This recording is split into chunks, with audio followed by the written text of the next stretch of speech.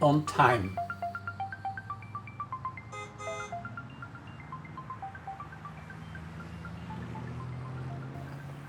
In the contemporary world, for most people being on clock time is like an albatross around the neck. With the pressures of competition and deadlines, time gets pushed ahead and becomes linear. The kiss of death for the path of accomplishments. It lacks the certainty of creativity that openness offers.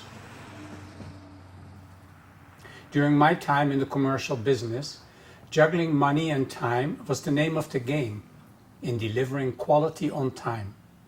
I reveled in wonderment in how daily puzzles fit when time is on our side.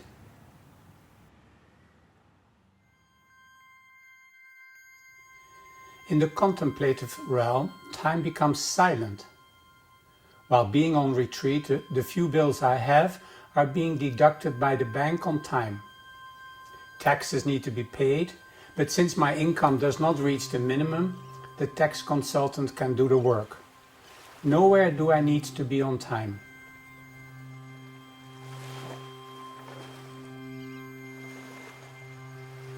The changing sunlight was my clock, time inception. Offering water balls at dawn, emptying them at dusk. The sun goes up on time, and the sunset is precise too. I never wondered what time or day it was.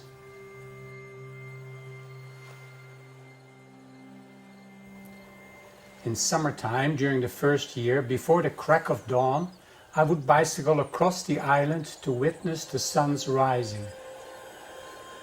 Overlooking the tides of the Waddenzee, the Waddable Sea, with the very first ferry waddling from the horizon through the morning mist.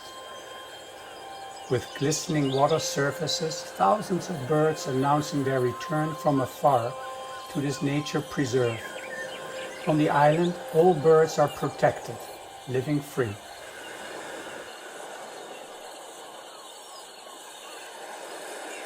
I usually sat on a bench of a small deserted toll house overlooking the waters. Here, greying islanders took refuge in being captain of their seas, gazing at the incoming ferries, unloading passengers coming near. One morning, a stalky old man came bicycling towards me, on a Batavia's bike, without gears, both legs and elbows out. I had a similar bicycle from the nearby factory. His was probably some 70 years old, no rust, sitting down next to me on what probably was his very spot. As the sun, bulging at first, started to rise and increasingly diminishing in size as it went higher and higher up into the sky, his heart-wrenching story rolled off his tongue. His Alzheimer-inflicted wife of 52 years was at home, momentarily alone. He was the only caretaker for the gnarled, mentally absent and incontinent woman, at one time his sweetheart, whom he promised to love for better or worse. And I was standing on the side of the road, tangled up in blue. Another early morning, a weathered man who had lived quite a bit as a professional sailor in the merchant marine, widowed at age 32 and never got over the loss. All the wonders of the sea paled in comparison to his lived memory of his young wife's head with waving blonde hair resting on his chest, the love of his life. We sit here stranded, though we're all doing our best to deny it. I was the fortunate one, yet naive, as I was not able to predict the time of my imminent death when the body would become an empty shell. At my home, called Sepia, overlooking the first row of dunes and the last rolls of waves, nobody was waiting for me.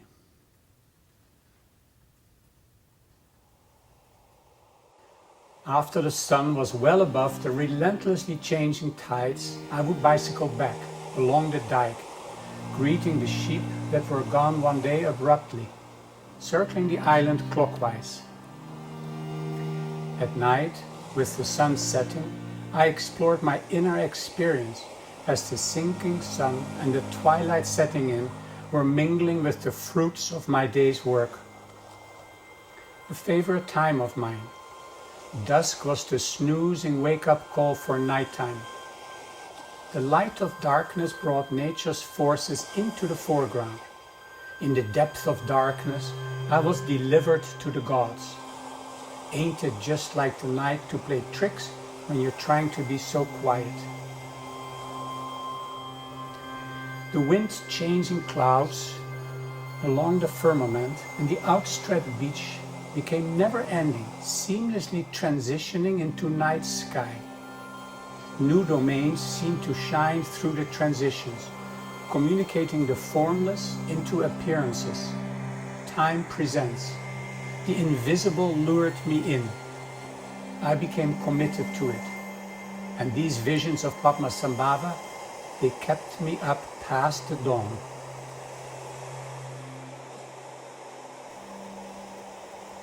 All year long it simply was too cold and wet to sit at the edge of the sea hitting land or on an exposed dune top. It had been my only concrete wish beforehand, to let nature's forces enter unbridled within, taking over my regime of mind, wishing to embody the elements of the changing seasons. Each day, each season, each weather I welcomed, and I was always looking forward to tomorrow morning. In the month of May, the island was mostly bustling with an abundance of white May thorns, coming into bursting bloom some 14 days later than on the mainland. Layers of flowers on the grasses in between the mossy dunes, from tiny multi-petaled whites and pinks to full-grown brazen yellows and blues. No matter what, flowers and blossoms would appear on the Dooney Island in their own sweet time. Guaranteed. Time looks after. The island is the home of all kinds of birds. Usually bird watchers seem to be keen on recognizing distinct details. Two graying men with black cameras and extended lenses showed me a bird I could not see with naked eye. They were thrilled with the rare appearance in flight. Annually, these best friends made a trip to the island to look for unseen birds for over 35 years already. Silent during their beach visits, but boisterous back in Hotel Duinzicht. I am mostly interested where birds come from and where they go to. On the island, I'm not coming from anywhere, nor going to some place. Life lives in me. I am life. Just like a drop of the ocean contains all of the sea. Volkert knows all about the island's birds, working at the visitor center, and sometimes he can be found stocking the shelves in the only grocery store in town. Whenever I see him, I always have a question for him, waiting in the pockets of my cheeks. The first time was about the three-toed sandpipers, the little skimpy birds at the edge of the water rolling in, busily picking minuscule fruits of the sea. He told me, as if he were one of them, in the middle of May they fly to Greenland, over 3,000 kilometers one way, hatch an egg, and return to the sweet, at times foreboding Dutch sea enveloping the island of Schiermonnikoog, my home. Early in the calendar year, I saw a large group of black starlings swirling, caprioling in fabulous swinging formations right in front of my patio, where I sit for hours on end. I asked Volkert, what were they getting ready for? What was happening in their lives? He told me with squinting eyes I had witnessed peak rush hour of two identically looking groups, both starlings. One group is leaving for North Africa, while the other tribe is arriving from North Russia at the same time. Same bird, different schedules. He swore no bird would ever get lost into the other group or changed alliance. No doubt. The local tourist office had put up an arrival and departure board, similar to flight information screens at airports. what birds would arrive from where, nesting in which part of the island, and when they would take off again for tropical or inhospitable regions. Flight activity fills the skies with quacking geese. The red geese and the barnacle geese, totally some 35,000, arriving from Eastern Europe near the Black Sea. Once settled, they mostly idle the farmer's land, subsidized by the government, for housing tracking birds. All bird traffic is predictable, reliable, and on nature's time. For how many centuries already? Their patterns ancient, like the sea's tides. I would not be surprised if people like Volkert have an extra sensitivity to listen in on birds' communications. Some people communicate with nature's spirits, communicating with trees, sensing intimating flowers.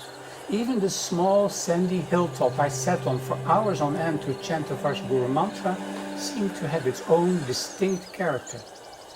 If only nature could communicate. It does.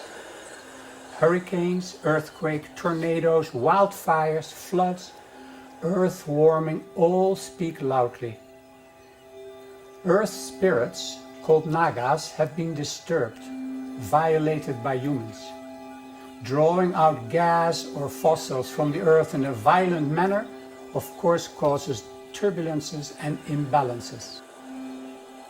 Warring humans, mental disturbances, and animal cruelty strike at the heart of nature's design.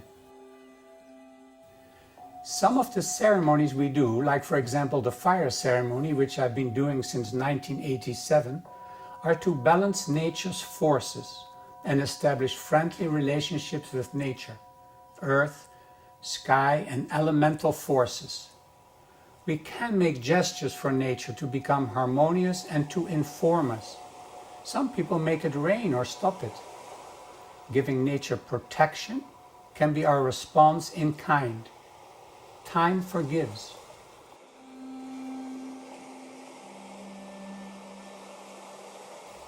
Sunlight schemes and times a-changing have become the backdrop of my body and mind, telling me time and at times also presenting precognition. Light and dark are no longer two. As the sun sets on the island, it rises in Northern California, where Tartan Tuku Rinpoche and his mandalas of activities are turning. The earth is spinning at high speed around itself in 24 hours, at a speed of over 1600 kilometers per hour, and at nearly 108,000 kilometers per hour around the sun. Everything moves. The moon at a speed of some 3,680 kilometers per hour around the earth. Our internal architecture is part of this sacred tremor. Everything vibrates. The cosmos seems also to be silent as the night. The cosmos is on time. A yogi who experienced the cosmos within will always be on time. The immaculate white lotus is uniting sun and moon, announcing the spirit of the future. Satellites, planets circling, Milky Way extending, with Vajrasado, assistant to Vajrapani, as its protector. Together with Nyingma, I've been invoking these two enablers since October of 1987. Mantra conveys the language of space. On retreat, with everything nature being on time, I'm slowly getting it too. I do not have to be anywhere on time. With being on nature's time, I have choice. We can choose all day. Fortunate and lucky I am indeed, where these visions of Padmasambhava have now taken place.